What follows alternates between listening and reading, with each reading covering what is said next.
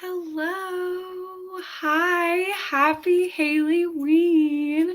Oh my gosh, it's been so long since I've done sprints on all of YouTube, like for my whole entire channel. This is crazy. I'm used to doing just sprints on Patreon, so it's like, wow, this is this is massive. I'm so excited for the first day of the readathon. I hope you guys are too. I don't know if any of y'all have started on your TBRs. I have. I am about 5 chapters into Manhunt and I'm loving it. So I can't wait to keep reading. But let me just tell y'all a little bit about how sprints are going to go today. I have them split up because I do have work this evening. So we're going to do 3 hours now and then 3 hours later. Yeah, that's how it's going to work. So from in Central Time, 2 o'clock to 5 o'clock, and then we're going to do 9 o'clock to midnight tonight. And I will be joined with Rainy and Aspen as well later on tonight. Yeah, cannot wait. Hello, everyone in the chat. I am not going to feature like every single comment and try to like stress myself out going through and saying hi to everyone, but hello, welcome, welcome. Let me know what you're reading, if you have thoughts, if you have opinions, if you have anything, questions for me about recommendations, TBR, etc. I would love to give more recs. Hello, Charlie. Reading the book of the most precious substance, some weird horror. I haven't heard about that one, but you always have good ones, good niche, weird horror recs, which I love that. Also, bummed that you had to DNF Dowry of Blood. I was thinking of maybe picking that up, but also you're going to hear me say that a million times. I'm thinking of maybe picking that up. Yeah, because I have 10 books on my TBR for this week, so. Hi, Cami. My haileyween merch just came in. Oh my god, period. Yeah, let me know if you're rocking the merch for sprints. I'm wearing the Not Your Fucking Final Girl hoodie. I love the brown with the pink. Like, something about it just speaks to my soul. It's giving like Y2K Bratz doll aesthetic. So if you haven't gotten merch, if you want merch, it's on my bonfire shop. Happy haileyween. Hi, Teresa. Welcome. Ooh, reading some Karen Slaughter. Love to see it. First sprints. Yay, welcome. And reading Brother. Oh my god, I love when y'all read my favorite books. If you are reading any of my favorite books, please tell me in the chat. And if I miss your message, DM me because I love to hear what y'all think of my favorites. Reading Witch of Wild Things. I haven't heard of that one. Halloween Slaughter. Hell yeah. Love it. Oh my god. Y'all, it's been a while since I've had this many comments, so overwhelming. Rainy thinks I would like Dowry of Blood. Everyone has told me that. Like, I really feel like Dowry of Blood needs to happen for me before the end of the year because everyone's like, this is a sleeper pick for your possible favorite book. So we will see. 1 hour into Don't Fear the Reaper. Oh, hell yeah. That one's on my TBR as well. I have my little stack sitting here. These are the ones that I have physically. So I have 1, 2, 3, 4, 5, 6 physical books and 4 either audio or Kindle books on my TBR, which is crazy. Not following a TBR because I'm a mood reader. See, that's what I was trying to do. I was trying to curate like a little section of 10 books and then mood read within them. So I can do all the prompts, which you don't have to do all the prompts, but I want to, obviously, because it's like my readathon. Unfortunately, I'm in my romance era in October.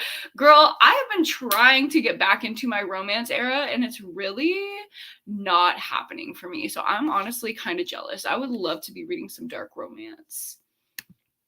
Reading Rouge. Oh my god, I just got this one in the mail today. The way that I'm tempted to drop my entire TBR.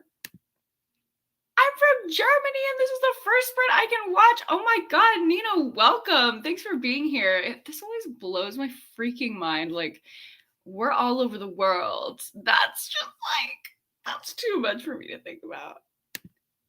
Just finished Suburban Hell. Oh my God, what'd you think of it? I love that book. First sprints too. Welcome, Marissa. Reading Ring Shout, period. I love that book. Oh my goodness. Stranger Upstairs, Lost Apothecary. Same. Usually it's just our little Patreon squad, but we got newbies in the chat. Reading Divine Rivals, Hidden Pictures. Hell yeah, Hidden Pictures. Hopeless by Elsie Silver. Crying over having less than 100 pages left, girl. I want to be in my crying, like, romance, emotional era so bad. She's been a dark queen and she will continue to be a dark, disturbing, tense queen. Like, every wrap up I film, I sit down and I'm like, okay, so here are my stats: dark, disturbing, mysterious, tense. Like, when will I not have a wrap up like that? I don't know. Probably never. Rouge was incredible. I've been hearing that. I've been hearing that from people who liked and didn't like Bunny, which gives me hope. Oh my God, I'm going to see the Riverman. Yes. I am such a Christopher Triana stan. Usually not a stan of a man, as we know, but I don't know. He seems like an ally.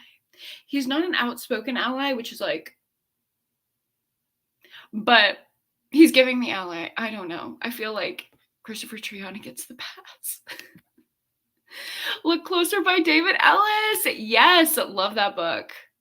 And really good for a readathon, in my opinion. It looks chunky, but it goes so fast. Loved Bunny and hated Rouge. Oh my God. Wait. Not you being different. Cammy, you're not like other girls. Jar of Hearts! Best Friend's Exorcism! Literally my faves. Oh, and I'm so glad you like Suburban Hell, Renee. That's awesome. When the Reckoning Comes, that one is also on my TBR, period. Can you suggest my next KU read? Yes. Oh my God. What was the one I was literally just talking about, or I just talked about in my video that went up today? To Be Devoured. If you like weird queer horror. To Be Devoured by Sarah Don't make me say this fucking name. Tantlinger? I don't know. That was my best attempt. T-N. Am I dumb? Tantlinger. Oh my God. Spelling bee. That's my suggestion. Or if you're an extreme horror girly, Night of the Prowler by John Athan. That's just like straight up fun slasher. No weirdness. Light, but extreme in the sense of like gore. If neither of those work for you, let me know and I can suggest like a thriller, but those are just the two that pop into my mind. No idea what I'll be reading, but excited. Haley, yeah, that checks out. That is your energy 100%. Gonna start Dead Girls. I don't know what that is, but it sounds appealing to me just right off the bat. Dead Girls. Handyman Method by Nick Cutter. The Hacienda. Oh my God. Ooh, Crossroads it's a lot. That grief horror, ooh, that was a lot for me to read. But Look Closer and that one go in at the same time. I feel like that's a good combo. You got one that's light and drama, and you got one that's heavy with grief. Okay, hold on. Handyman Method, it was 5 stars and caught in 4K. You know I have to add that one to my TBR. If it gives. How Does a Haunted House? My favorite book of all time. I have the signed first edition right here on display. Clown in a cornfield, slay. So fun, so light. That is what I'm going for. Like, that is my October vibe. It's just like slash them. Like, I just want no commentary, meaningless slashing, which is kind of out of character for me. I feel like usually I'm like, have something to say, but like I'm getting off my high horse. Like, I just want to see kills.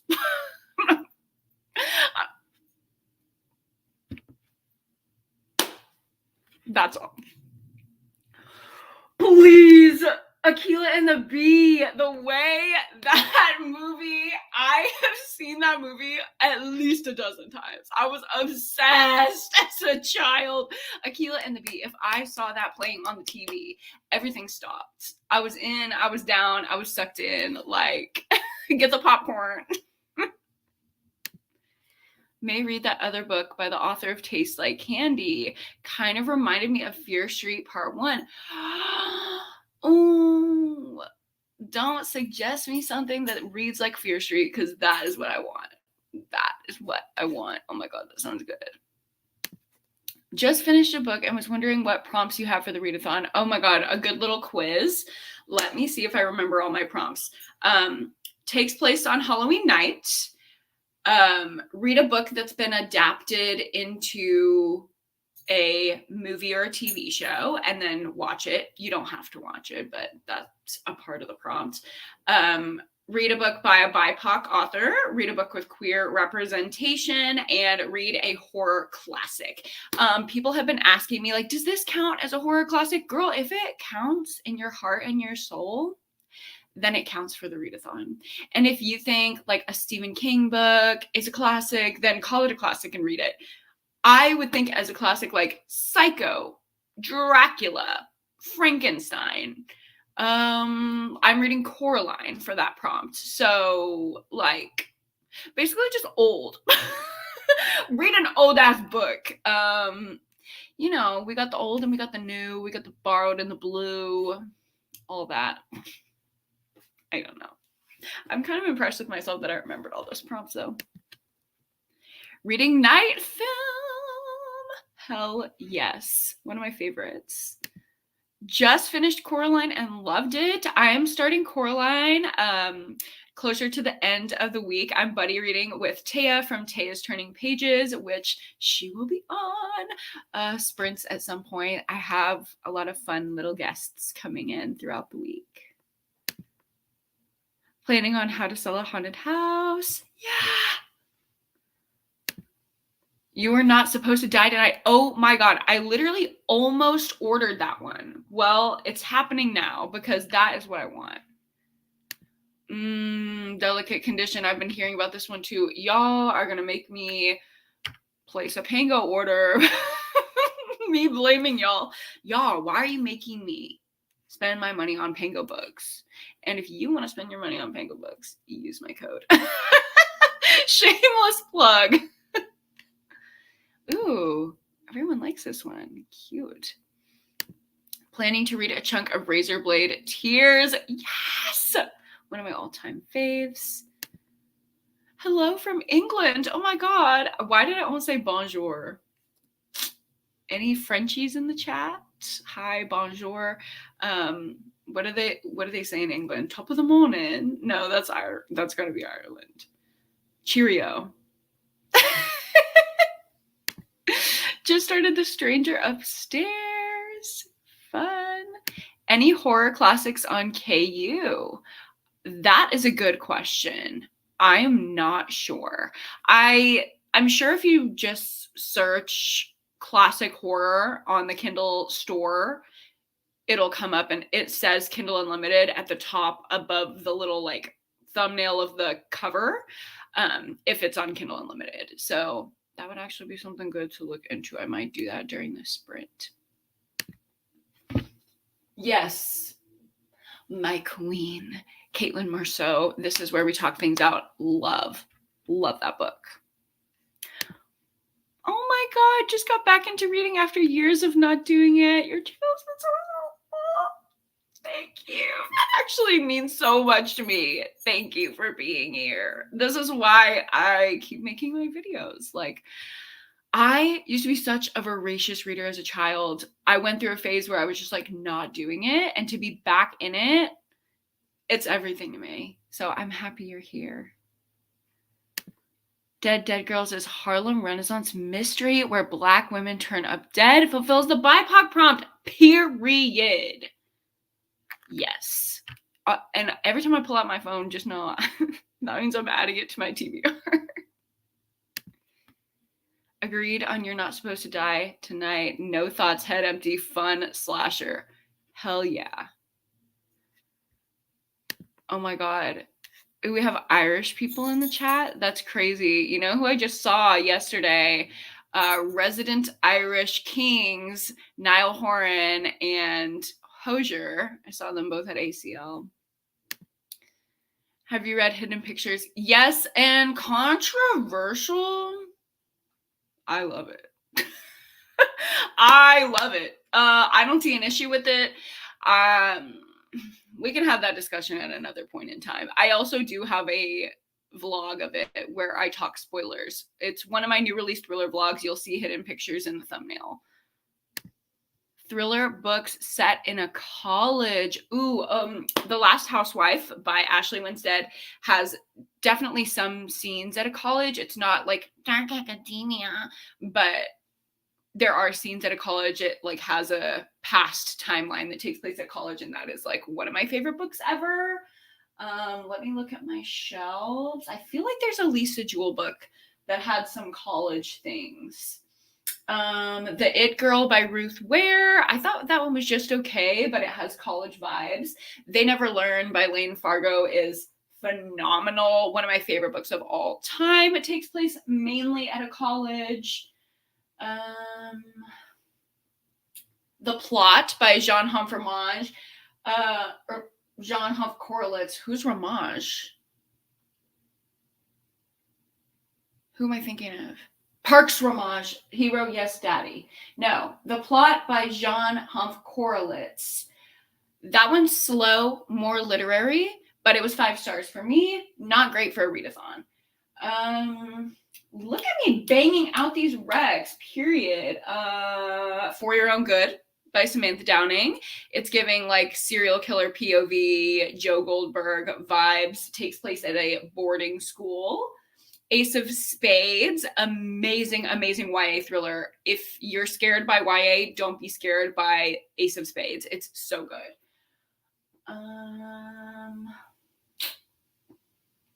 That's all I got. I think that's all I got. I can't think of anything else right now. I have Cotton Candy Massacre, but she's a long one. I thought it went pretty fast. I do think it is overwritten. I think we could cut a good 100 pages out of that book, but it's really good. Like, I loved every second of it. It didn't need to all be there, but I'm glad that it is. I hope that makes sense. But it went fast for me. 6 books away from the Goodreads goal. Girl, I got you. That's nothing. When we get these little KU books going, when we get into chaotic sprints, it'll happen. Yup.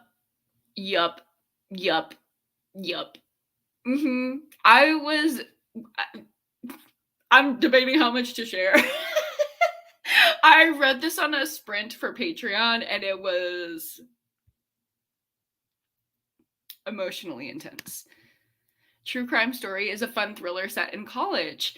I think I gave that one 3.5.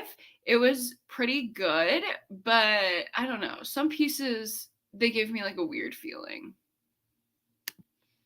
What's a reading sprint? All right. So if you've never, this is a good question. If you've never attended a reading sprint, basically we have little periods of time where we're just going to sprint through and read our books all together, and that's alternated with little chatting like this. So I like to keep the chats like 20 to 30 minutes just so we get a good amount of reading time in, especially when they're like more structured. Like I only have 3 hours right now, so I want to make sure we get some good sprints in. So I'll probably just talk for a couple more minutes and then we will get into our first sprint. Good point. In my dreams, I hold a knife is half at college. If we were villains, good Rex. Yes. This was one of my favorites of a couple years ago. This was the Lisa Joel one that I was thinking of. The Night She Disappeared. Love that one. And totally agree with this. Actually, I think did I mention that one in my video that went up today? Yes, Daddy. I love Yes, Daddy. If you like a gay thriller with like seedy underbelly of Hollywood, eat the rich vibes, Yes, Daddy. Rex with lots of gore. Night of the Prowler by John Athan. Really anything by John Athan, you can't go wrong. And he is like the king of gore for me. Nobody is doing it like John Athan when it comes to creativity and description of like extreme kills. He is so talented with that. Also, Cotton Candy Massacre is great. And Judith Sonnet also is a master of writing really intense gore. So something like The Clown Hunt, that's gore city. And if you don't want something super extreme, Clown in a Cornfield is pretty gory as well. I also just read Disco Death Trap by Cameron Rubik. Pretty freaking gory. And that was like a fun, no thoughts, head empty slasher set in the 80s. And it had a really good twist as well. Yeah, beware with This Is Where We Talk Things Out. The gaslighting. If you have ever had that moment where you're like, hey, parents, remember when this fucked up thing happened? And they're like, that didn't happen. What are you speaking of? Yeah, just be prepared to be triggered. Thank you for this, Chrislyn. Dracula and Jekyll and Hyde are on KU. Awesome, awesome. And Edgar Allan Poe, oh my God, The Raven and Nevermore and all of that shit. Yeah, read that. That's fun. So, wait, whoa. So many options to choose from. Literally, girl, I got you. I will give options. What's on your Kindle TBR? Let me get her. Let me get her. Hold on. Please hold. Rolling. Oh my God, I almost fucking fell. Rolling around in my chair. Oh my God, look at my sticker also. Definitely not smut. I'm very conspicuous with my Kindle. Fun fact, I actually did not know the meaning of the word conspicuous until I heard it in an Arctic Monkeys song and I had to look it up. Halloween Fiend by C.V. Hunt is on my Kindle TBR. The Bell Chime by Mona Kabani is on my Kindle TBR. Where are my other ones? I have some old ones that I wanted to get to. Oh, Bad Dolls by Rachel Harrison, like a collection of spooky stories all about dolls. I have some extreme horror. I don't know if I'll be reading it. We will see. Come Closer. I can't read the author's name, but Come Closer. It's a horror novella. That one's also on my Kindle TBR. Those are kind of the ones that are on my radar. I also am open to reading extreme horror, but you know, I have my beef, so. Ooh, yeah.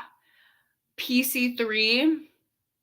He do be writing some good gore. 100% Match and Grandpappy. Rex for romance books with a broken marriage. Oh my God, I feel like I have a couple of these. Happy Place is about two fiancés who have like broken up and they're finding their way back together.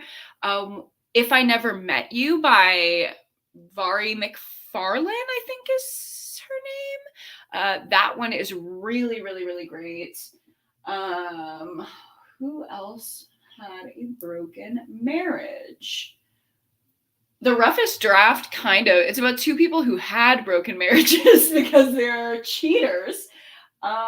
Which honestly, it worked for me. So judge me if you want. All Your Perfects. I know we have issues with Coho, but I did cry at All Your Perfects, so there's that. 7 Days in June. It's not broken marriage, but it's like long relationship and older main characters. I have read The Nesting. I really liked it. I rated it kind of highly. But after thinking about it and after reading other like gothic horror things that are more like turn of the screw vibes, it's not the best one that I've read, if that makes sense. Like I enjoyed my experience with it, but comparing it to similar things, I would want to rethink. The Do Not Disturb trilogy. See, now this is the moment where I'm like, should I return to extreme horror? Maybe. How many books have you read this year? I do both audio and physical books. I would say probably between 65 and 75% of the books I read them physically, and then about a third of them I will do audio. So let me see how many I've read. I've read 138 books this year, and my goal for the year is 150. So I'm almost there. I think I'll probably get it this month. Yay. Girl, let me sign up for KU right now. Don't pay full price. I don't have a code, but I know some bitch out there has a code. Chandler Ainsley, does she got a code? I don't know. I know I use somebody's code. Same. Literally so good. Literally the emotion that I felt. That is what makes me love a romance and puts me back in my romance era, is when I feel the emotion. Same. It's same. This always happens to me. This always happens to me. KU is a budget saver. True, true, true. I love the ones that come with audiobooks. All right, y'all. Let's dive in to our TBRs and let's get a good little 40-minute sprint going. Now, here's the time when the Patreon people know you get to laugh at me as I do math. 40. Okay, so that's after the hour. So we're going to read until the 07 mark. So for me, it'll be 3:07. Wait, am I doing math right? Is that 30? No. Yeah. Yes. Okay. I've done the math right. A good little 40-minute sprint. For me, it'll be 3:07, but y'all across the planet, it might be a different 07. So that's kind of how the sprint works.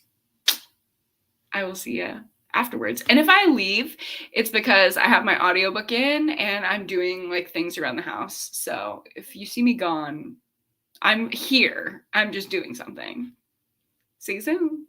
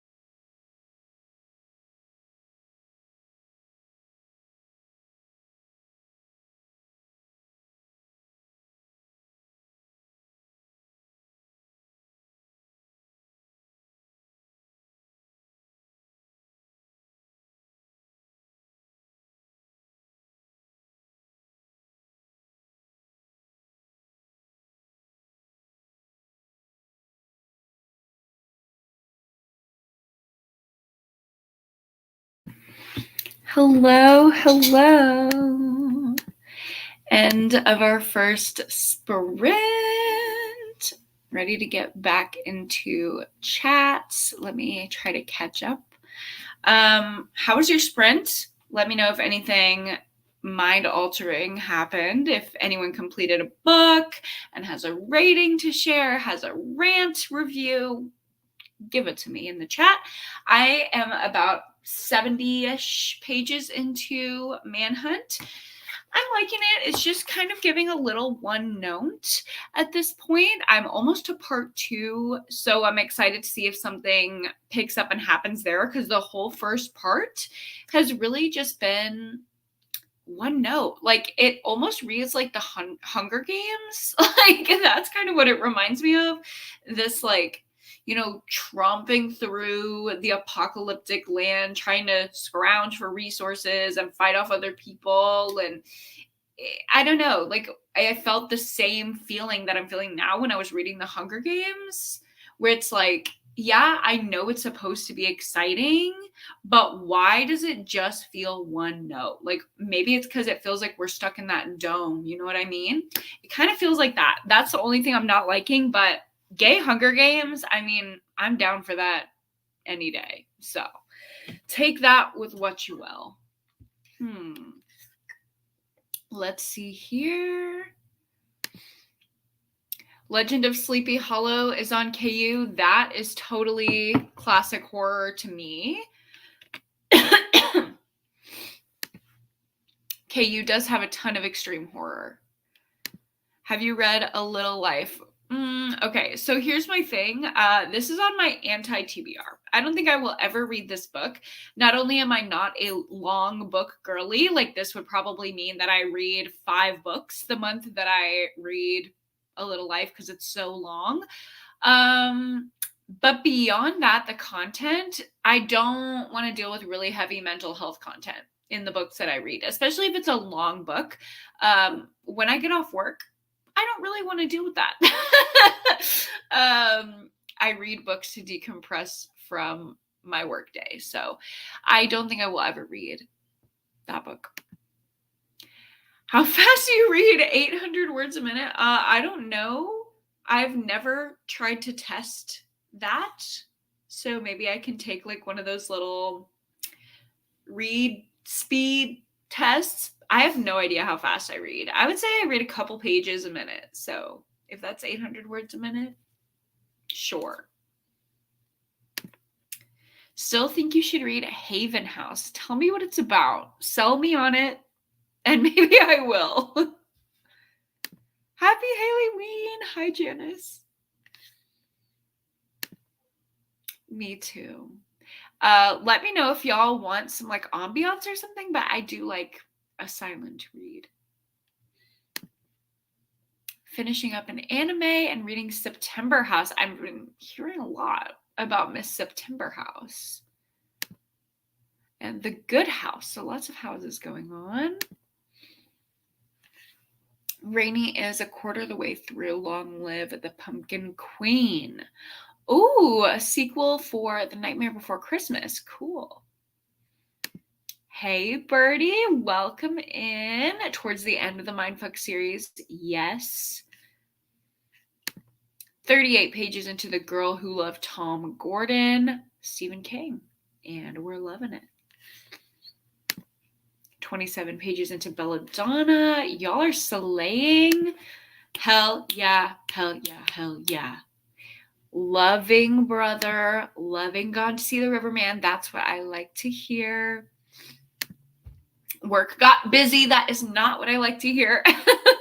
I'm doing a combo, like switching off between the audiobook and the physical for Manhunt, and it's so nice. That is just like the best way to read, because I always have that feeling of like, I'm not going to be productive because I just want to sit here and read my book. But I literally cleaned out my entire closet and organized my entire bathroom because I had my audiobook in. And then when I was finished, I just got to pick back up where I left off. Like, that's the best way to read, in my opinion. Might go off-road and start Hollow. Dark romance, Sleepy Hollow. Yeah, that can be your classic.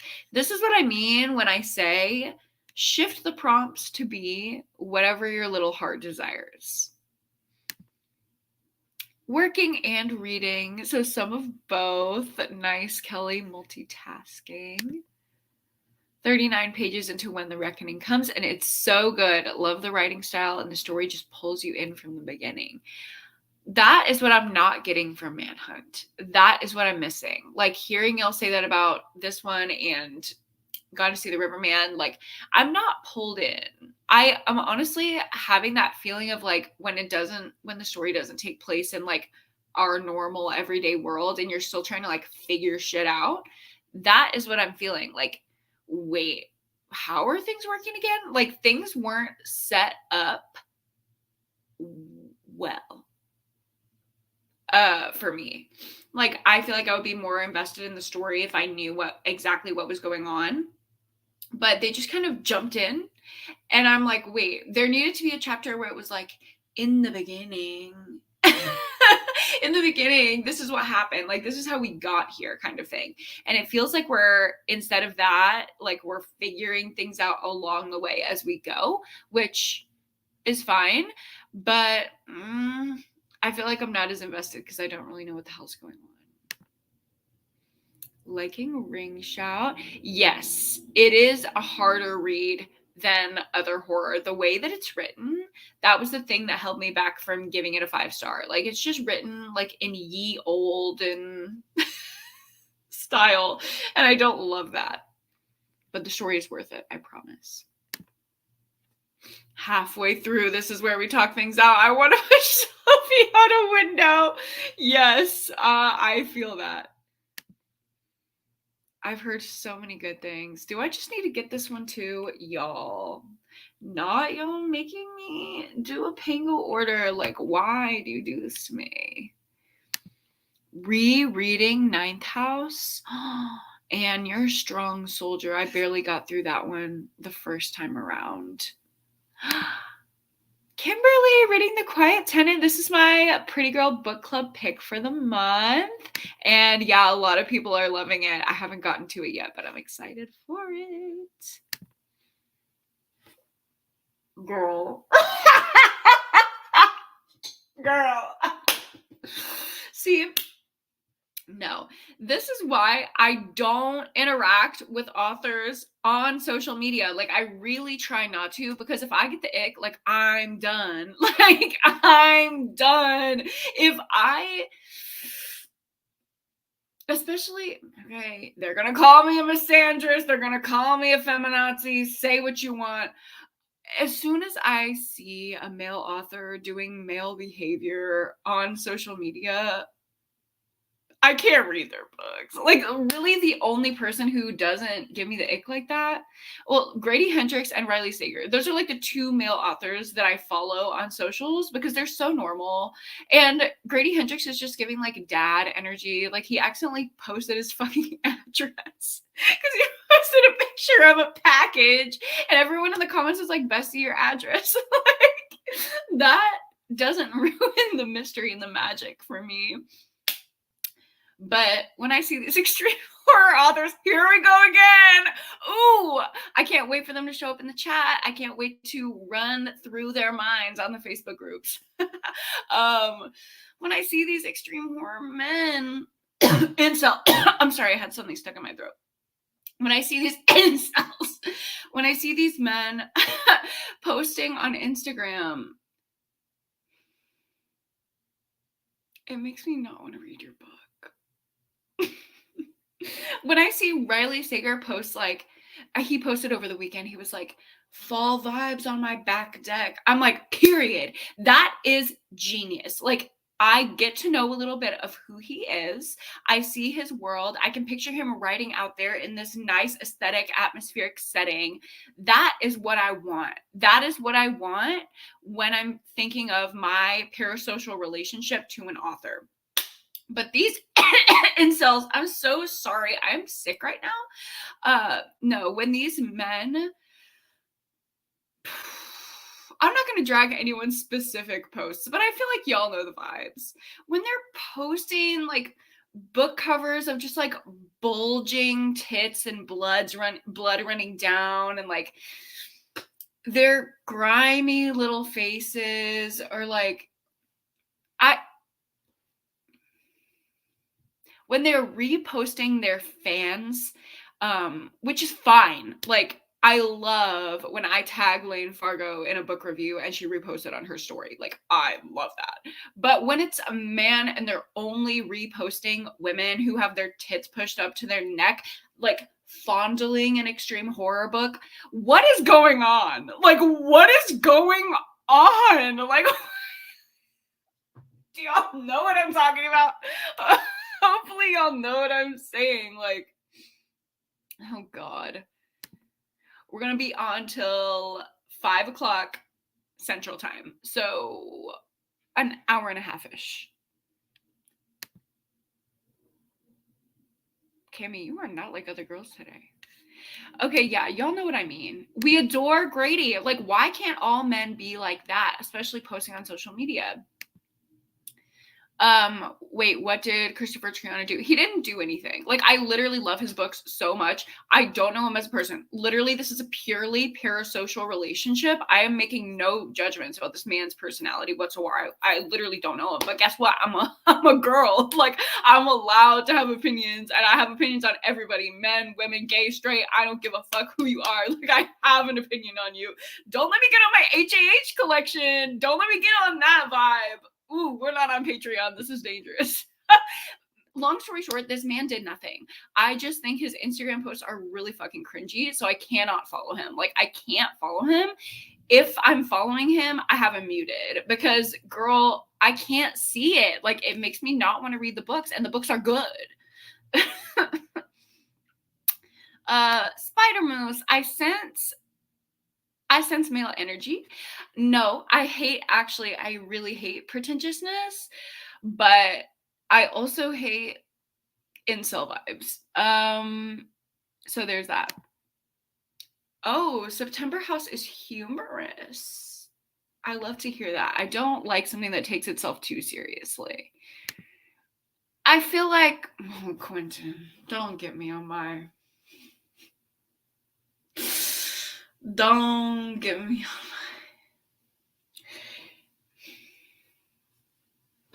my... When you look at subversive communities, like, there's a reason why people are drawn to it. I don't think it means all people are bad, but I think it means some bad people will be there. And to deny, like, no, everyone in here is totally fine and normal. Like, girl, open your eyes, sheep. Like, are you living in the dark? Like, yes, there are fine, normal, healthy people involved in extreme horror and writing extreme horror. But looking at the content, you are fucking blind and stupid if you think that there's no creepazoids in there. Like, these people can't see nuance. They really... I fully understand what you mean. Thank God someone gets me. No, it's literally that. It's literally that. Like, also the ones that have wives, I'm like,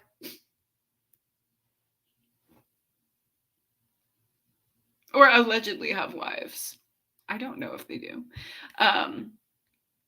Who knows if they have wives or not? But if they're like their little defenders are always like, they're in happy, loving relationships. Well, girl, if I was in a happy, loving relationship, which I am, but say Cameron, my fiance, is an author, and he writes just like the most badass splatterpunk on the planet, non-problematic. I'm giving every book 5 stars. And then he goes on his professional author social media and only reposts pictures of girls with massive boobs holding his book between, like, I would be like, Mr. Man, like, what are we doing? Like,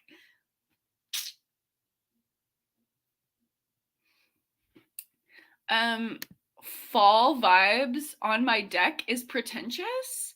I think you can have a adorable, humble little deck in the fall time and not be pretentious at all. Like, what is your definition of pretentious? Spider Moose, if you keep annoying me, I'm gonna block you.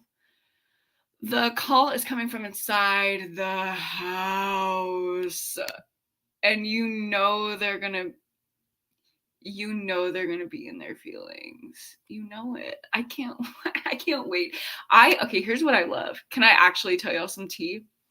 Here's what I fucking love is when I know that even when I'm just like in my little bubble, protecting my peace, which is kind of the energy that I've been on the past couple months because that drama was traumatizing. Like, girl, I'm doing EMDR. Like, it's haunting me. Okay. I have, in fact, been affected. But even though I like try to put on this thing of like, oh my God, I'm strong. Like, yeah, girl, I'm strong, but also I'm weak. You know what I mean? Like, I've been affected. But the past couple months, since I've been protecting my peace, they're still watching along. Like, I love to see when I recommend a book, and I know just like, because they all watch my content, I know it just gets in their little brain and they're like, fuck, I need to know. I have to read this book because I have to see if I agree with her opinion or not so I can drag her. And then they actually give, like, it's so funny. When I feature a book in my wrap-up, suddenly these little extreme horror people who claim that they hate me are all reading that book or are all reading that author. And I'm like, LOL. Like, I really live in your mind. Like, it's so funny. And then when they give it 5 stars, I'm like, girl, okay, y'all are not giving me credit, but I know you picked that up because of me. Because who else just read that book this month? And then all y'all read it? That's crazy. Oh my God. Maybe it's my Delulu, but even if it is, I'm going to let myself live in it. You know what? You can create your own reality. For real, male authors post that shit on IG. In their art, literally. They tell on themselves. It's so beautiful when women authors describe a female character from a male point of view. But when a male does it, no. Every male author ever needs to take a look at Tessa Bailey and what she is doing, because Tessa Bailey gives the most. She paints a picture of a sexy woman. Like, if this male author wants the reader to view their female character as like the hottest woman to ever walk the earth, but not be a misogynist, like, just read Tessa Bailey and copy and paste it, but don't plagiarize Miss Tessa, because we love her.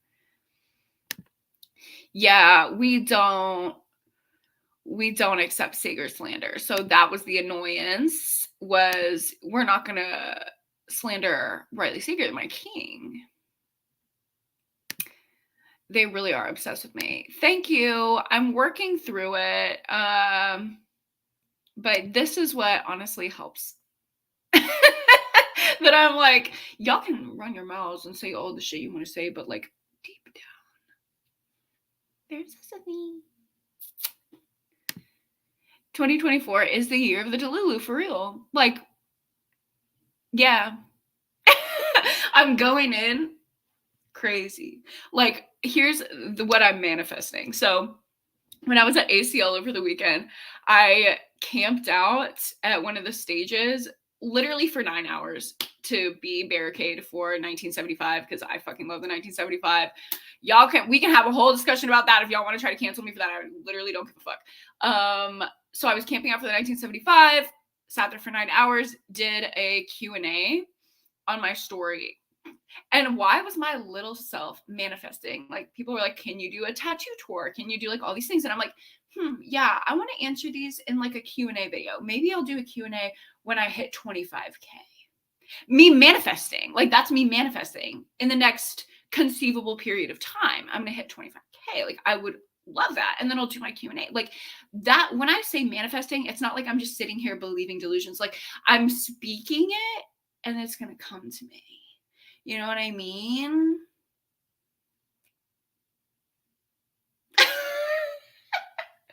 I'm also always being a little bit camp and a little bit hyperbolic and a little bit ridiculous. And if you don't get that, bye. No, I literally will have them coming their jeans. Like, pick up one Tessa Bailey book. I would love, imagine if the Extreme Horror Boys creeping on the live right now were like, yeah, fuck her, I'm gonna read through Tessa Bailey and talk shit about it. And then it got all the Extreme Horror Boys on their like smut era. And they all started reading Tessa Bailey and like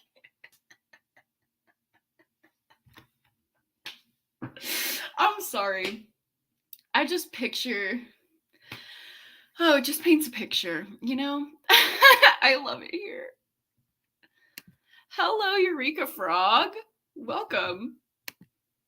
Hello from Greece. Oh my God, I want to go to Greece so bad. You're the best. Thank you. Speaking of Greece and wanting to go to Greece, Bali? May we speak about Bali? Just very quickly.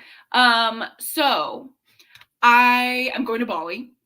If you didn't know, now you know. I've been posting about it the house down, so I don't know how you could not know.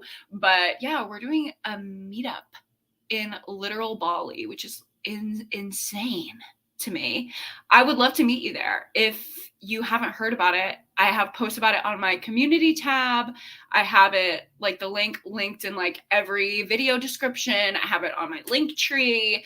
Check it out. Come with me to Bali. I've had multiple people message me saying like, I would love to meet you, yada, yada, yada. I would love to meet you as well. Come and meet me in Bali and we'll hang out. And I would also like to do a meetup in Greece. So, Dita Kara, I hope I'm saying your name right. See you there, queen. Manifesting is real and I stand by it. Yes. Cami, you and me, girl. You and me. We see each other. Also, our manses would get along because the way Cameron is, we're not grumpy sunshine, okay? I definitely would not call myself sunshine, but that man is grumpy. And he just be pouting.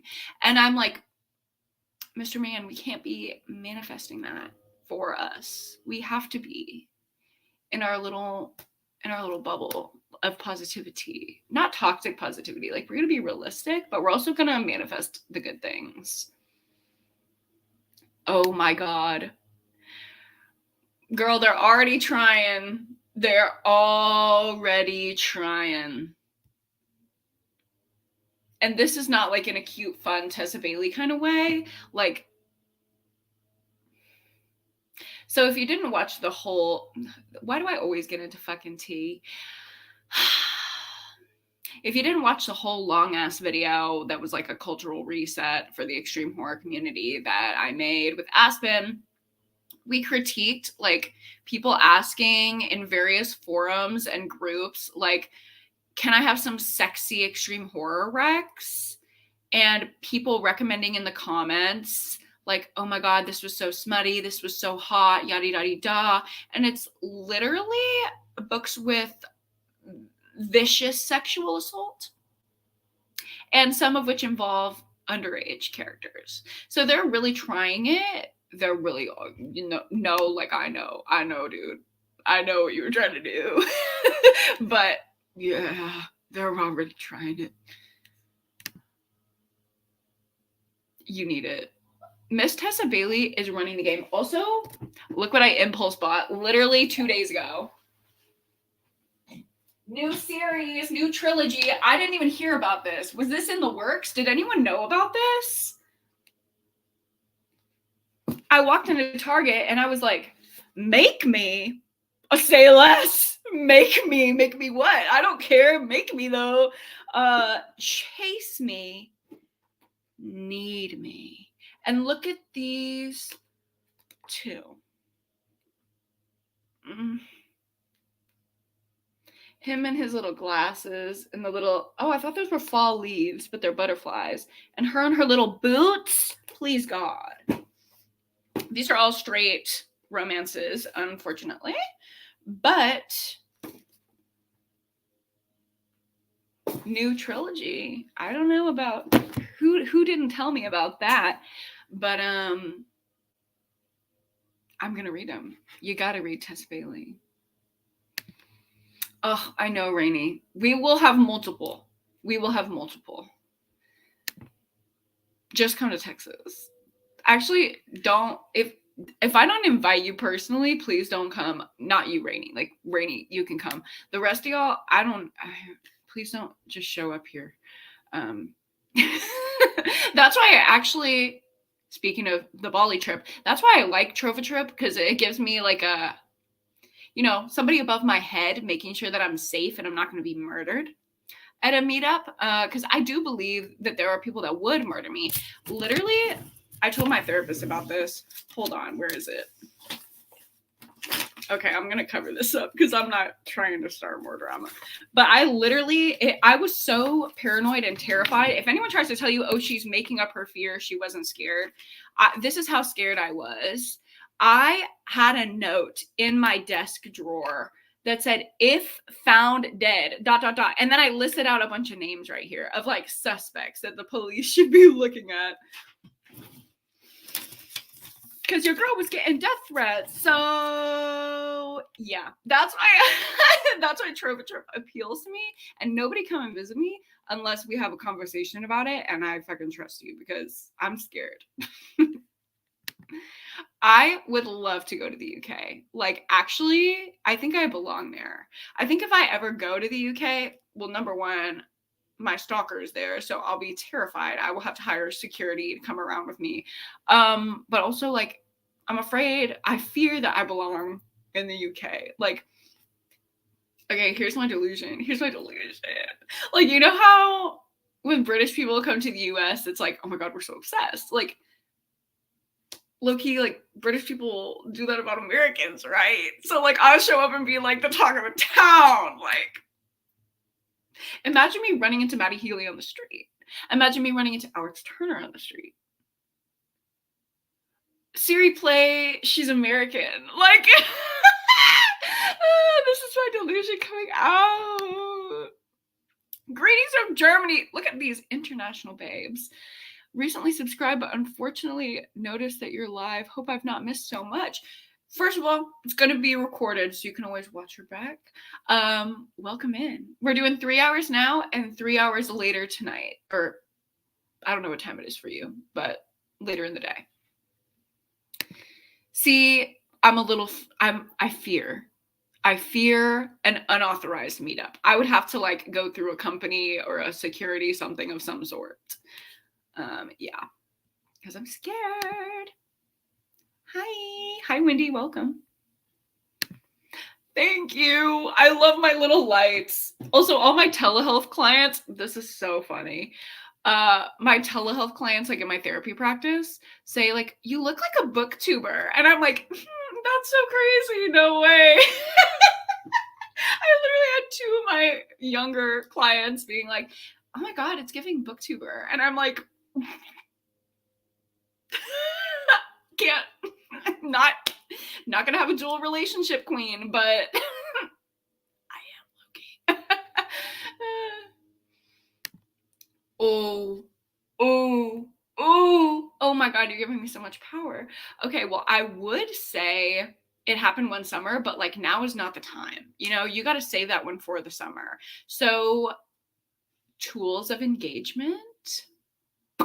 Read tools of engagement. Hate to love, like house renovation, TV show vibes. Super smutty, like filthy. Yeah. Working your way through. This is such an accomplishment. I love when I read an entire backlist of an author. It feels powerful. Like, I feel like, ooh, you know what I mean? Like, I know you now. And that's the parasocial bullshit kicking in. Impulse borrowing Tessa Bailey, as you should. Hi from Scotland. Just started reading the Hematophages? An extreme horror sci-fi book set in space. That is so niche. Rachel, I love you. You're just giving the vibes that I love. Also, you're from Scotland. I'm not going to attempt the accent, but welcome. We're not going to talk about the fact my Wi-Fi messed up, so I've sat here for half an hour wondering why you never came back. No.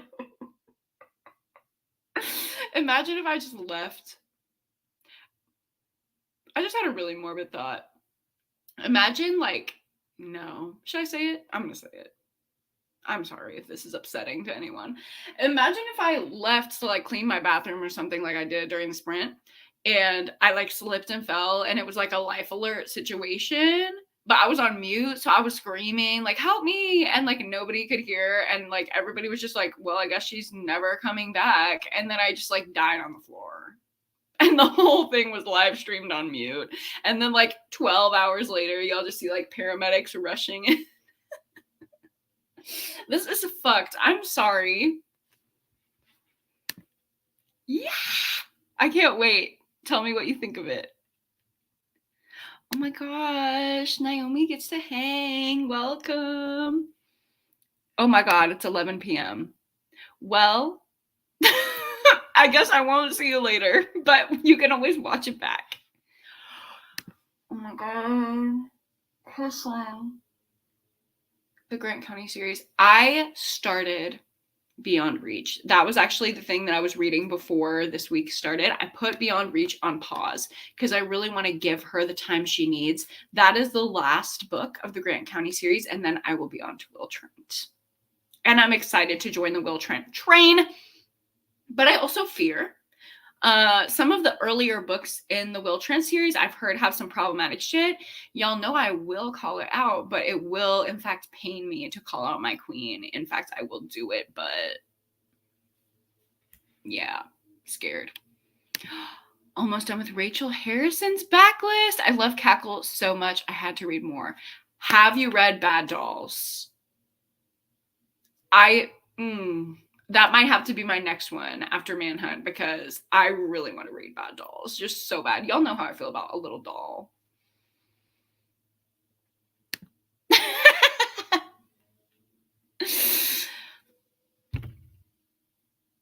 Sometimes you just gotta have a life alert moment. You know what I mean? Honestly, I am so chaotic. Sometimes I feel like I need life alert. Like, what is it? $10 a month? I feel like it would be worth it for me just to at least have, like, if I get myself into a situation, life alert. Honestly, I was so at ACL. There was a moment when I was walking around by myself that I was like, this is the end. And I might have hit my life alert. In that moment, I might have hit my life alert if I had one. Okay, now what is this?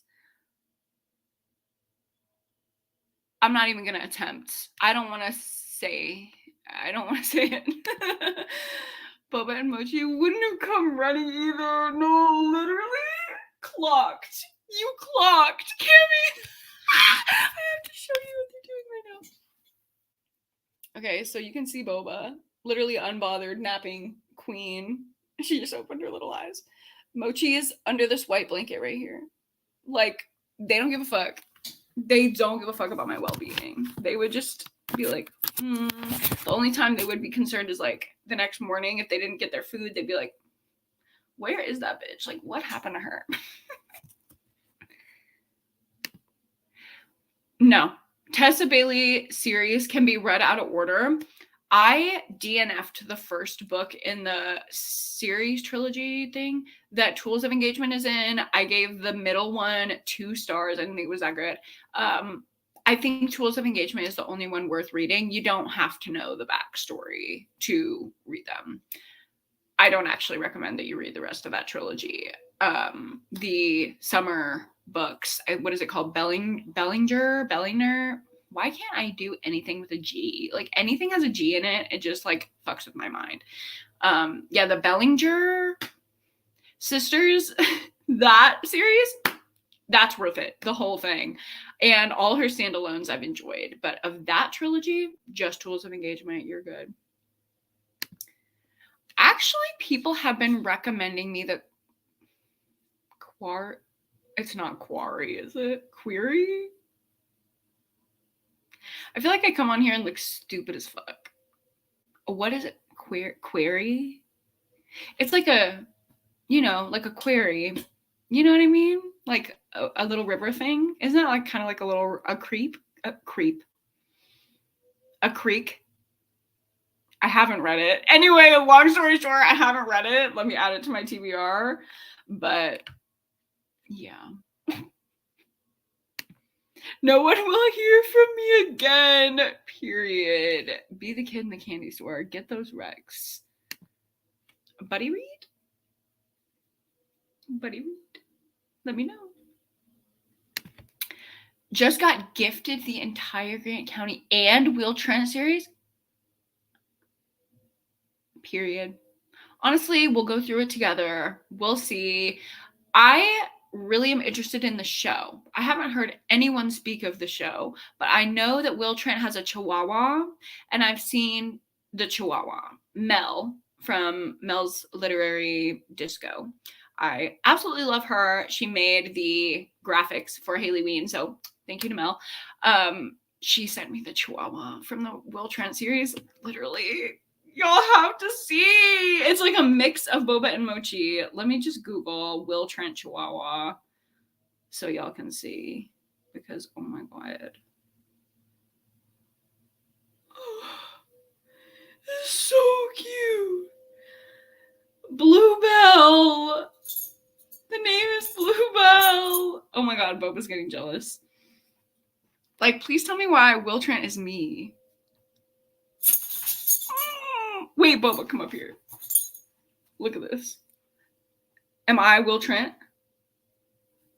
Let me try to make his face. Boba, look straight ahead. Look straight ahead, girl. You are yawning on the job. We are recreating a photo. Like, that's us. Iconic. Maybe problematic. We don't know yet.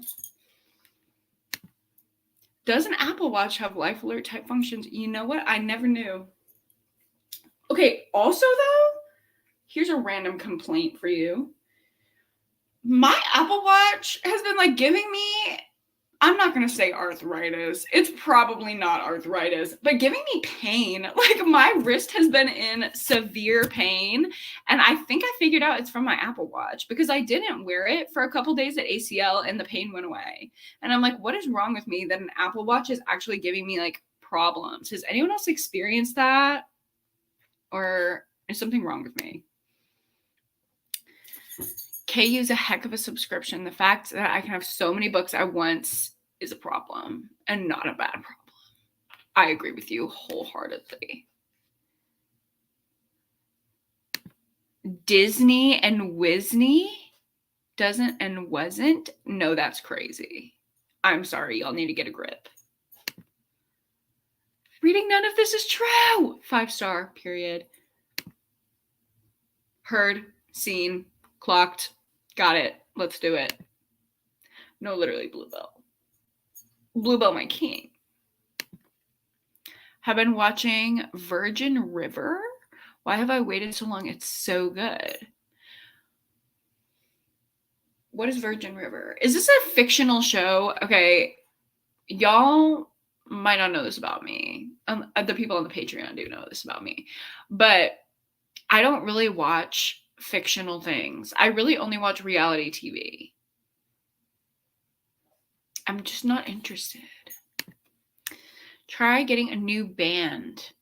I have 4 different bands. I wonder if I should just switch it out. Yeah, because this one is hurting me. Here's the thing, though. I'm on the lowest.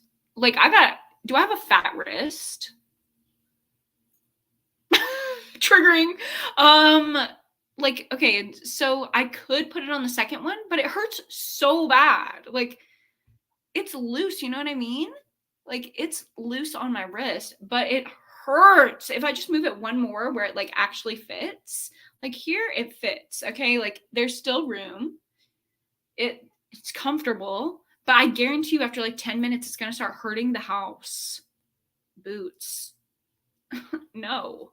What's wrong with me? Okay, I'm not alone. Thank God. Like, I thought there was something wrong with me. That, I do remember seeing something about that. Yeah, actually. I think I had, no. Yeah.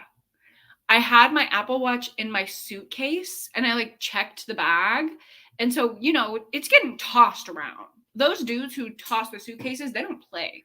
So my Apple Watch got tossed and jostled around in my suitcase, and it sent Cameron a notification. It was like, Haley's Apple Watch detected an accident. And he's like, what's going on? I'm like, I don't even have my watch on my body, so I don't know. Currently reading Frightmares. Heard good things about that one. Have you read or listened to episode 13? I haven't, but that is on my radar. Yeah. You know what? I need to prioritize her because reality TV for the girls, gays, and days. Yep. Say less. Scrunchy bands. Here y'all go, having me make an order on Amazon. SMH. Yup. Scrunchy bands. Okay, pretty cheap. I'm down. Yeah, this is, I think Birdie was telling me about this one in the Patreon, the mixed media of it all. Currently reading Monstrillo and Out There Screaming. Horror vibes. I love it. Just finished Bright Young Women. So good. Yay. I've heard mixed things about that one, but I have it sitting over there looking at me. Are we ready for another sprinty? I think we should do it. Okay, math time. Okay, so let's just round it up to 50. If we're at the 50-minute mark and we do a 30-minute sprint, then we'll go to the 20. And then we'll have a mini chat and a mini sprint after that. And then I will have to be gone, but I will be back. So I will see you then.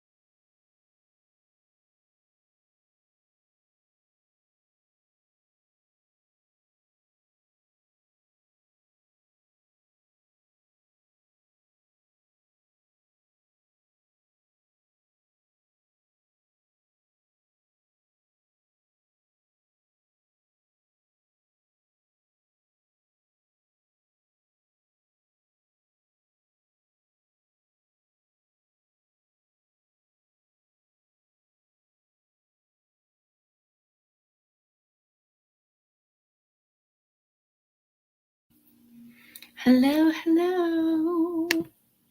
How was your sprint? Let me know. I got to part 2. I just don't know, like, what we're supposed to be doing here. My main complaint with this book is, like, what is the driving force? Like, it's reading like gay Hunger Games, which I like, but in the Hunger Games, it's like, the point is kill everybody and win. And I don't know what the point is. Like, we're just surviving out here in the post-apocalyptic world. Like, I don't know the point. So that's the only thing that's like getting me right now, is like, I don't know. But I do like the commentary. There are 3 main characters, and they're all trans, and they all have extremely different experiences. They're not like giving stereotype bad rep. So I totally understand why there's positive own voices reviews, and I love to see it. But yeah, that's like my one complaint. All right, so let me know how your sprint was, what kind of reading you got done. We're probably going to have a quick little chat here so we can fit in one more sprint before I have to go to work.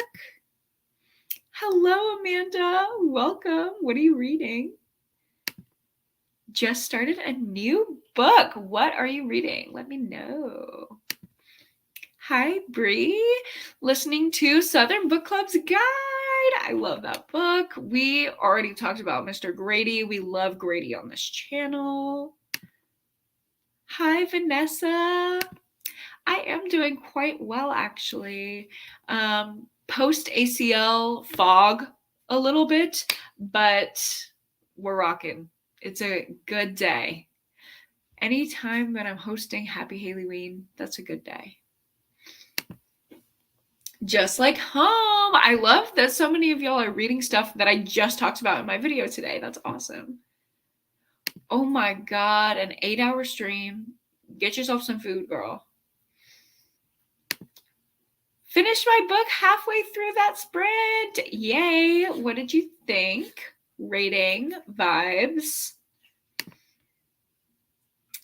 Jumping over from Read with Dr. B sprint, currently reading Magic Lessons. Thank you for the like. Finishing up work, but I wanted to pop in and say hi. Aspen is here, y'all. She will be on sprints later, along with Rainy and I. So just a reminder, that will be at 9 p.m. Central Time in the US. So calculate as you will. And those will be 3 hours as well. So same structure as this. Ooh, 66 pages into the book of the most precious substance. It feels like a DS game. Oh, interesting. I kind of like that. Reading The Quiet Tenant before the Haileyween picks on chapter 20. I've heard that one is so good. I cannot wait. I'm going to save it for after Haileyween so I can do like the Patreon only vlog for the book club pick. But I'm like looking at her in the corner. I want to read it. Gotta run for now. Yeah, we will be back on at 9 o'clock. If it's 4:21 for you, oh no, yeah, we're in the same time zone, Central, 9 o'clock tonight. First ever reading sprints. Oh my God, popped your reading sprint cherry. I'm honored. That's iconic. Just finished with work, diving back into Look Closer, reading on Kindle and listening to the audio. The best way to read. Fell asleep listening. Oh my God, I hate when that happens. And then you're just kind of like clicking through, trying to figure out like what is the last thing I remember hearing. Hate that. Hopefully find your place. Finished Mother Thing. Cami, your whole vibe today is not like other girls. Like, you literally giving Mother Thing, which I gave 4 stars, a 1 star. That's crazy. That is not on brand for us. I don't like that.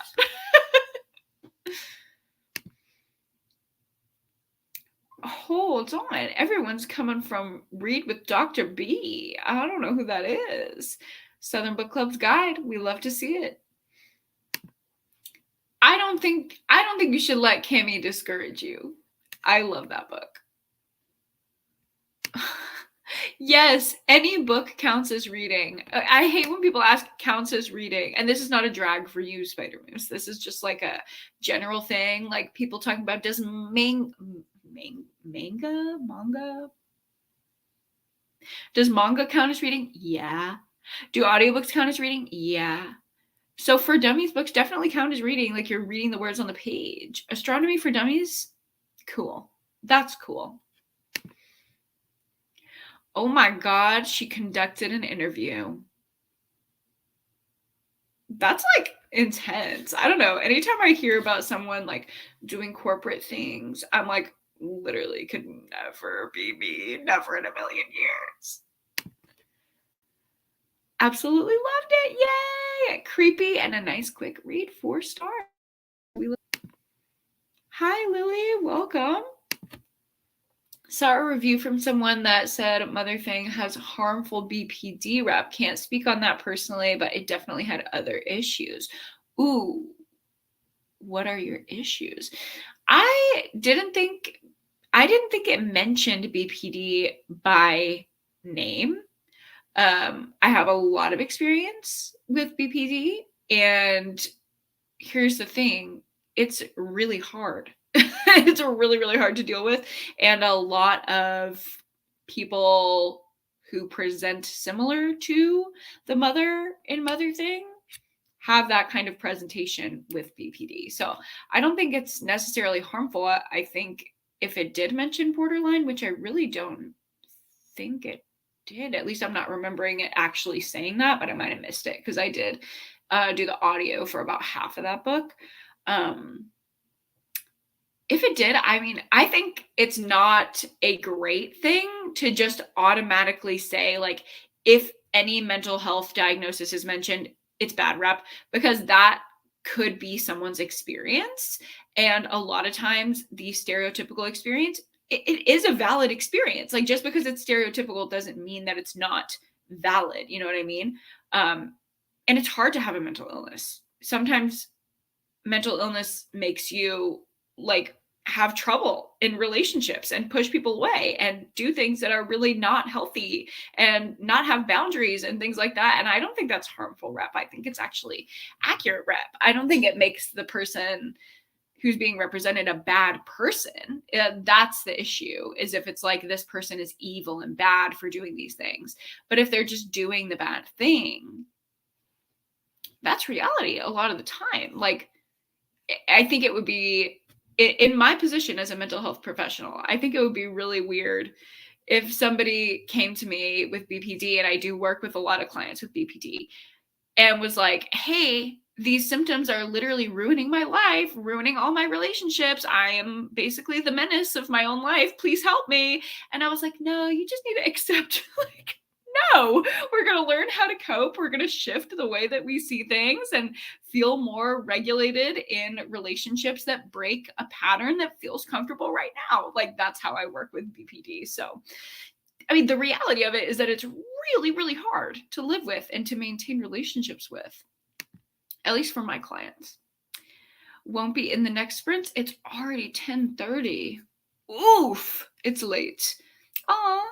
Yeah, we're having sprints all week. Thank you. I'll see you next time. I get this. Just avoiding it altogether. I get it. See you later. Yeah. AO3, log that shit. Goodreads goal. Ooh, no spooky vibes is allowed when you're reading The Vanishing Half. I love that book. That is awesome. The new Megan Miranda, The Survivors or whatever, Only Survivors, or what is it called? Yeah, The Only Survivors.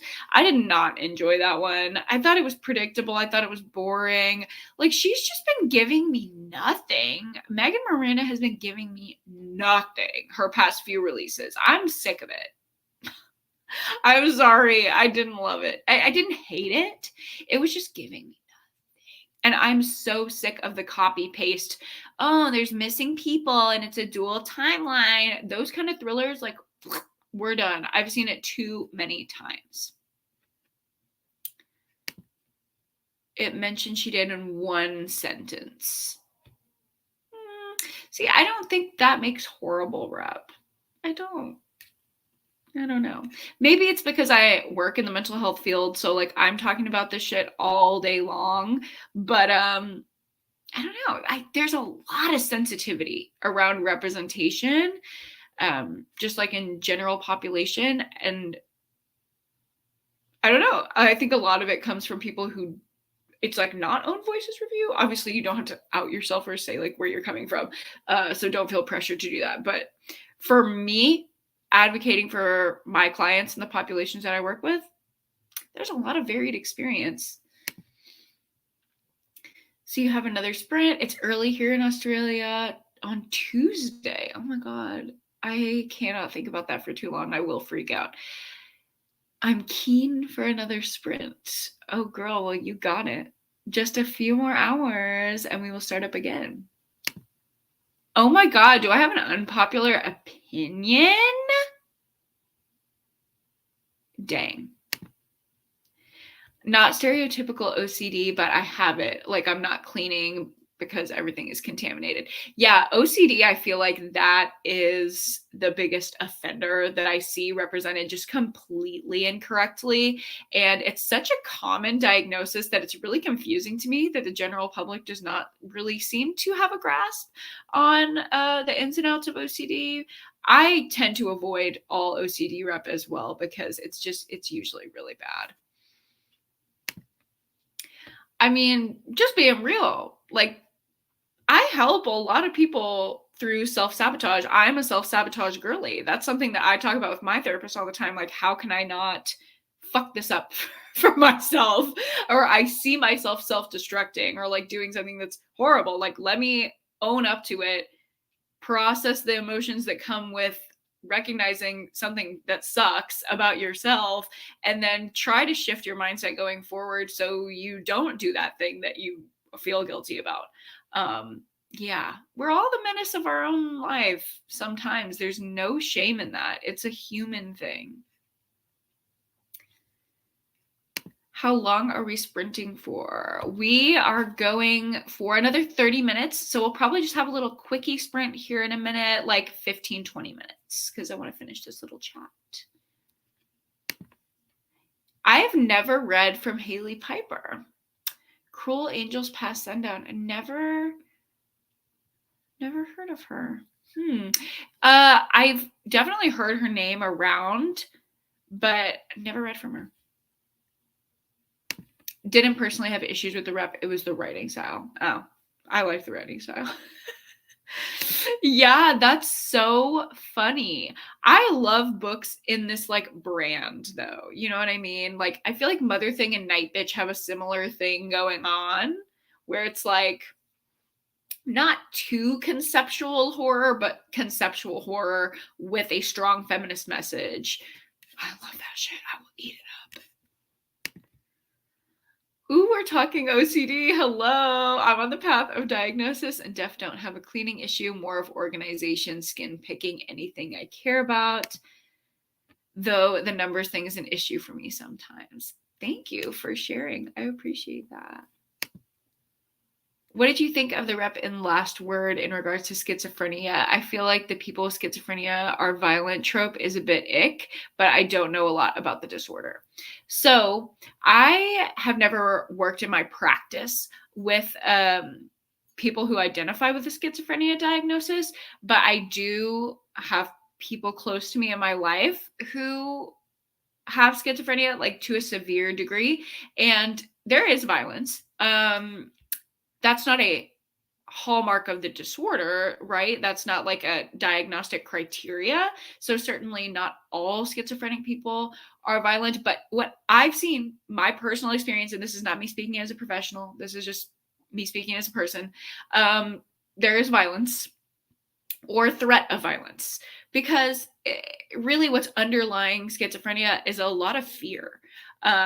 At least that's what we're trained to work with. Like now I am speaking from a counseling perspective. Like in school, it's fear. I mean, think of what it's like. There was a really wonderful video that one of my professors showed that showed you what it's like to live with schizophrenia, and you're seeing things that aren't there and hearing things that aren't there all of the time, or at least a majority of the time. And it's very hard to navigate what is real, what am I believing? So when you're reading from an unreliable narrator in a thriller or a horror book and you're like, oh, this is spooky, this is scary, I don't like this is uncomfortable, that is what it's like to live life with schizophrenia. So imagine living your life like that. There's a lot of fear all the time. So of course you're going to go into fight or flight. Of course violence is going to show up because that's a fight response. And it's not that it's bad and these people are evil. It's that they're activated in fight or flight. So they're either going to run away and try to protect themselves or fight and try to protect themselves. So yeah, violence, it can come up when you're in that fight or flight response. But yeah, the way that it's painted, I feel like is really interesting. I feel like schizophrenia, and I talked about this in my vlog that I have for The Last Word, but I feel like in The Last Word, it was misused. That was why I could not give The Last Word 5 stars, because I feel like it was just this guy has mental health problems that I don't really know the right diagnosis to put on it. So I'm just going to call it schizophrenia. I would not call that schizophrenia. I don't know what I would diagnose that fucking katana man with. I don't honestly think there's anything wild going on except for a massive amount of attachment problems and trauma responses that come from not being socialized, or getting sucked into incel chat rooms and the extreme horror space and things like that. That's what I would diagnose that man with. But also, I don't diagnose in my practice. I think diagnosis is fucking horrible, and we can go on about the diagnostic model, but I won't. Nothing's coming to mind right now. I just know that a lot of times when I hear it mentioned in a book, my defenses go up immediately. I'm like, this is not accurate. Have you read Carmilla? No, I haven't. And I also haven't seen The Moth Diaries. Y'all are bringing me interesting stuff today. This is interesting. Yes. Yeah. No. In my opinion, no mental health ailment at all is perpetual. We can shift anything that's happening internally. We have great power in our nervous system. And when we feel aligned and when we get in touch with that ability to regulate, a lot can shift. I've seen a lot of that. I love that, Charlie. I'm not a psychiatrist. I am a psychotherapist. I have a private practice. So that's what I do. I used to work at an agency, but opened up my private practice in the past couple of years, and I love it.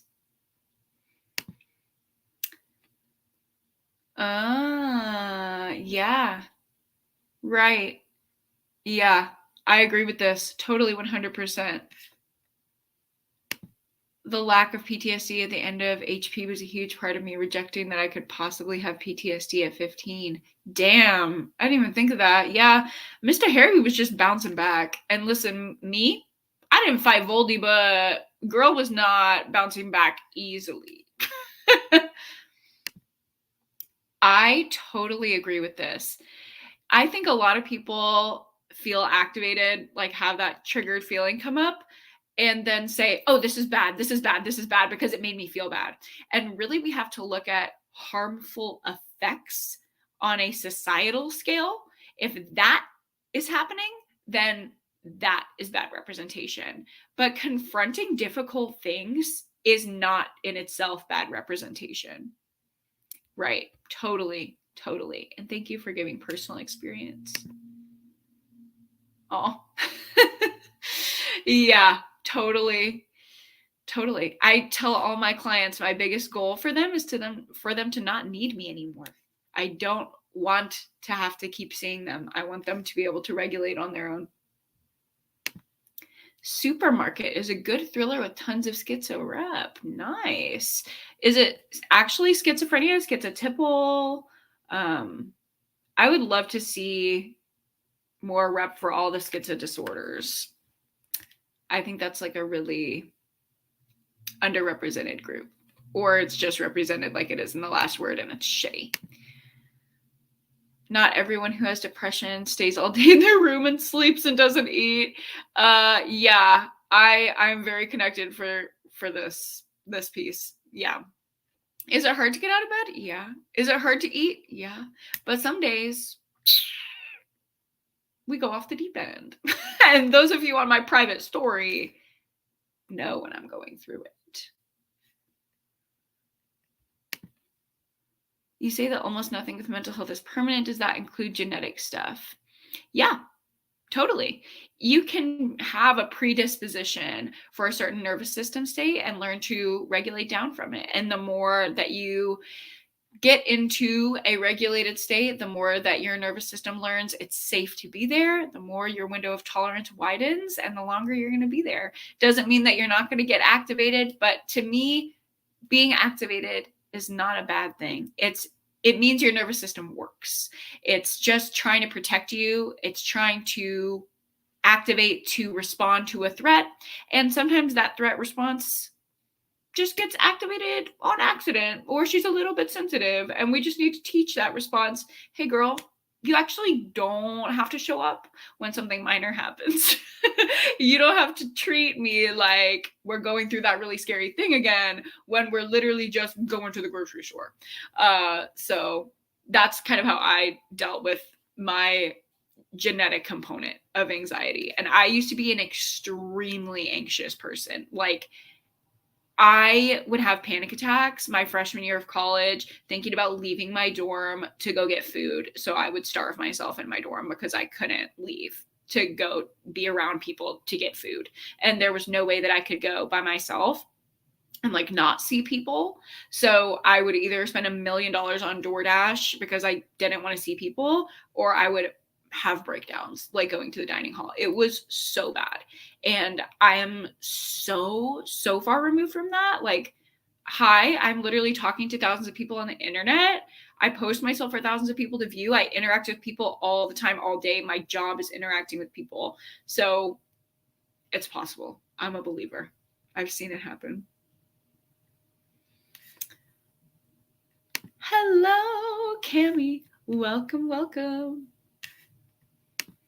I have so many things I want to ask you. Ooh, yeah, I could talk about rapid cycling bipolar a lot. Yeah, you can DM me if you have specific questions. I love to talk mental health. I do telehealth therapy.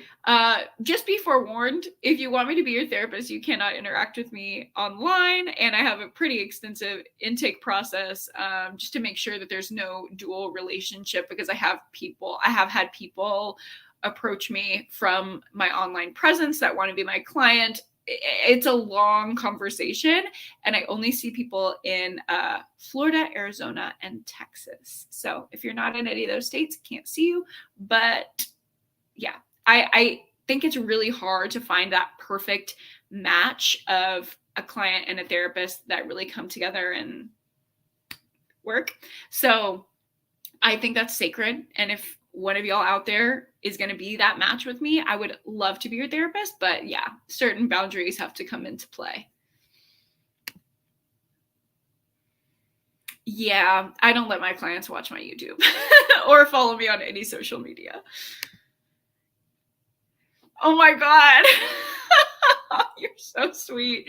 I don't know. Like, a lot of people, in my opinion, aren't doing it like somatic therapists do it. Like, I have told a lot of people in my life, I don't think any therapy is worth the money unless you're doing somatic therapy.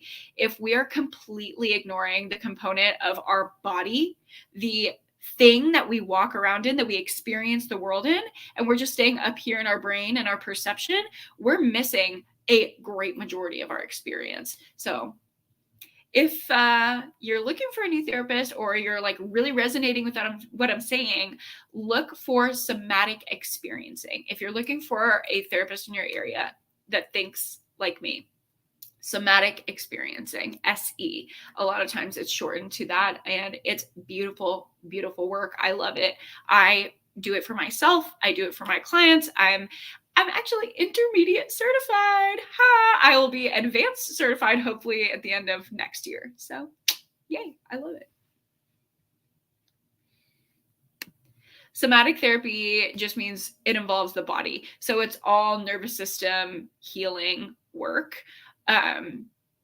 There's less narrative, which was really a game changer for me because we know me and my delusion. Like I can get stuck in my brain for a long time. And I used to go to therapy and just feel like I was talking for 50 minutes and then being like, all right, girl, bye. Like I literally just talked for 50 minutes. And it wasn't until I actually, discovered somatic therapy as a practitioner that I was like, oh, this is what I've been looking for me personally. Because I mean, I tell my clients I'm the queen of interrupting. That's what I tell them in intake and consultation. You have to be okay with me interrupting you because I don't need your narrative. You don't have to put these horrible events that you've gone through out into the world again. We don't need you to relive that up here. You've been reliving it for probably months and years. So let's not do that. Let's give your body a break from that and actually explore how your body's holding on to it so we can start to let go. So I don't allow my clients to sit in the narrative a lot of the time. And the interesting part is that healing happens when we discover how we want to stay entrenched in that narrative. And when we break that cycle and we sit in the silence of it, it's really hard. And a lot of my clients, you'd think like, oh, of course you want to stay in this like calm state. No, a lot of my clients, I'm like, okay, cool. Now it seems like we're regulated. Let's try to hang out here. And they're like, okay. So anyway, this other thing, and I'm like, okay, so we were able to sit there for 3 seconds. That's great. That's enough for today. But next time we sit in a regulated state, let's try to sit there for 5 seconds. And that's kind of like widening that window for how long our nervous system is able to stay regulated and feel comfortable there. Yeah, that. Any book recs that discuss somatic therapy in relation to CPTSD? Yeah, so Peter Levine, he is phenomenal.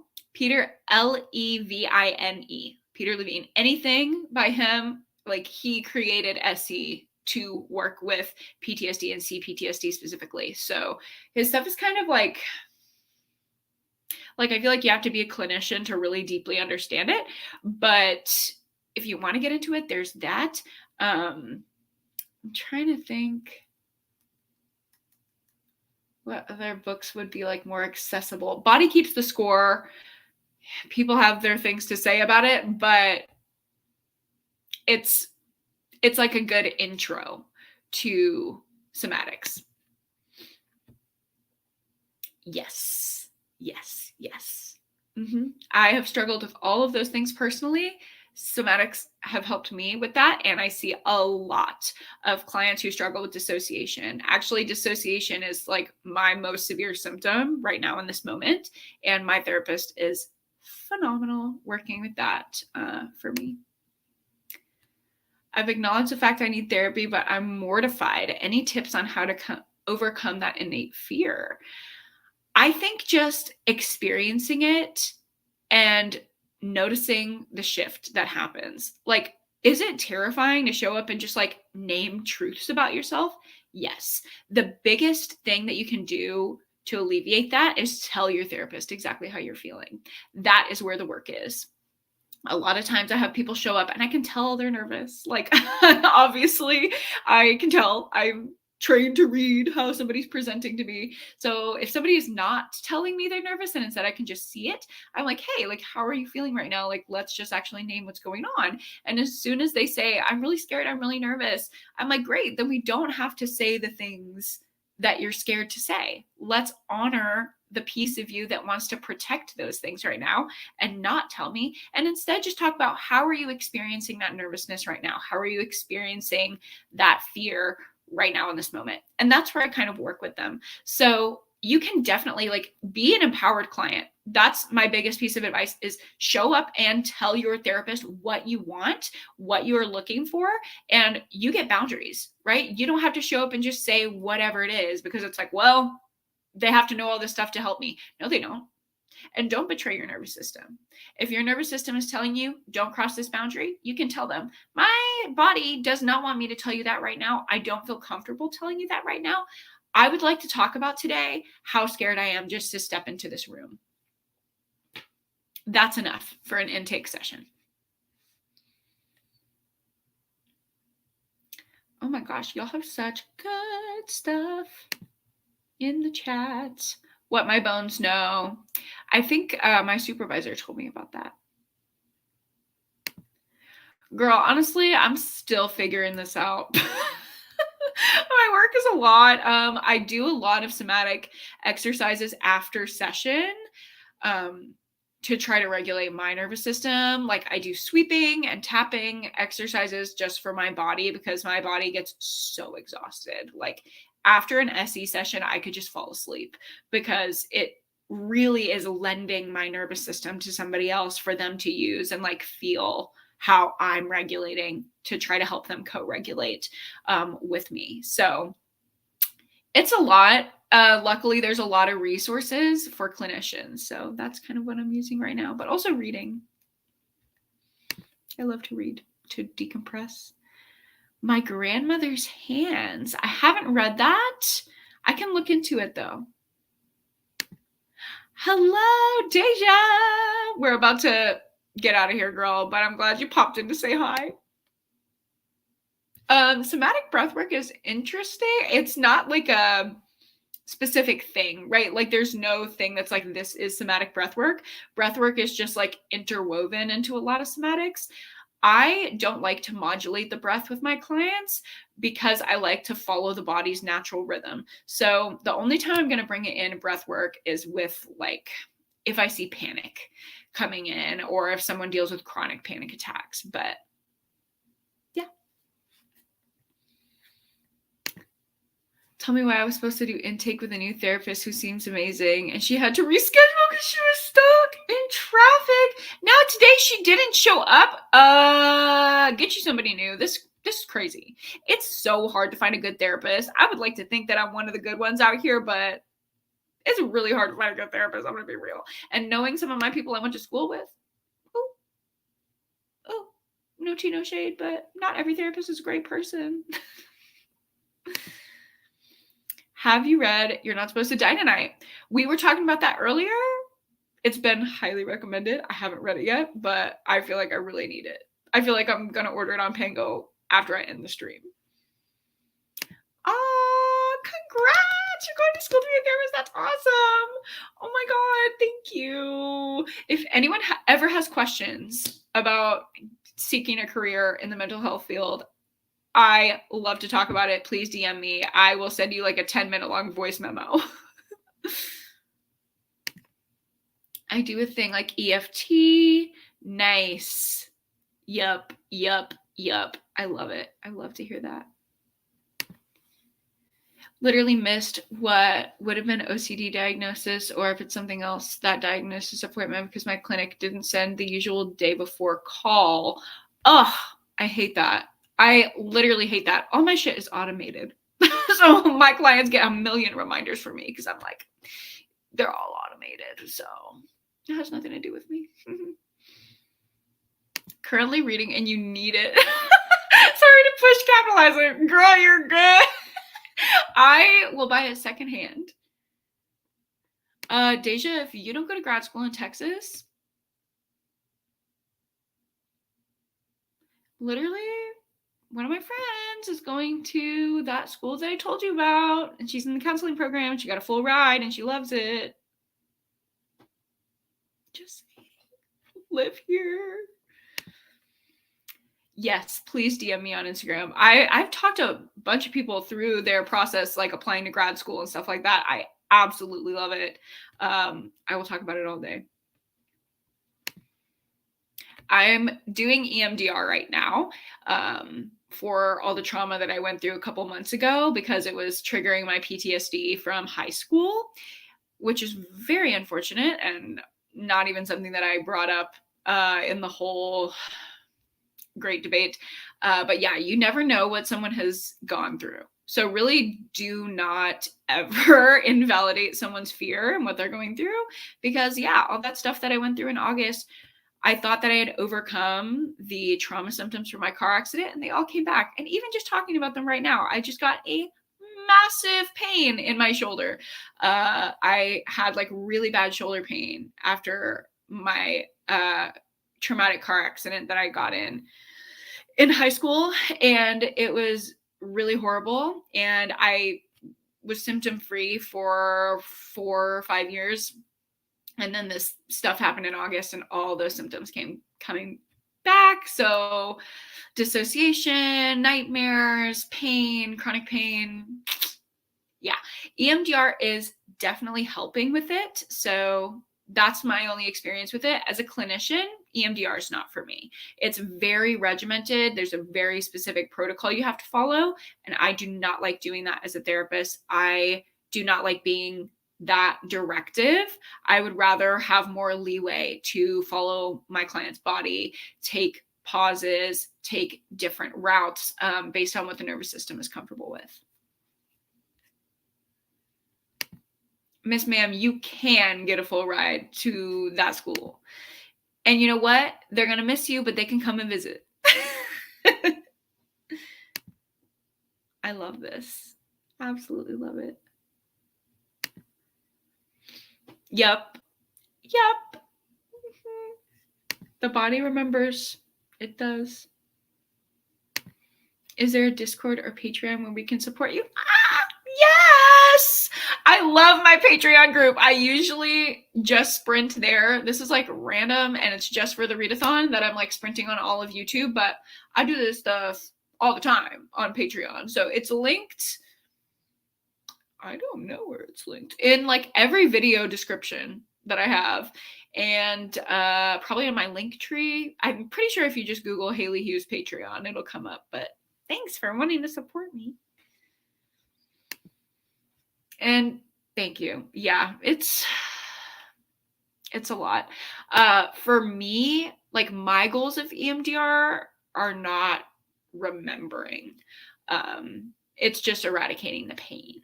So I don't know. It just depends on your goals, but I am 5 sessions through and it's been a lot. Really overwhelming, but helpful. And honestly, talking about it right now, I'm sorry I have to stop talking about it because my pain in my shoulder is getting really bad and like really uncomfortable.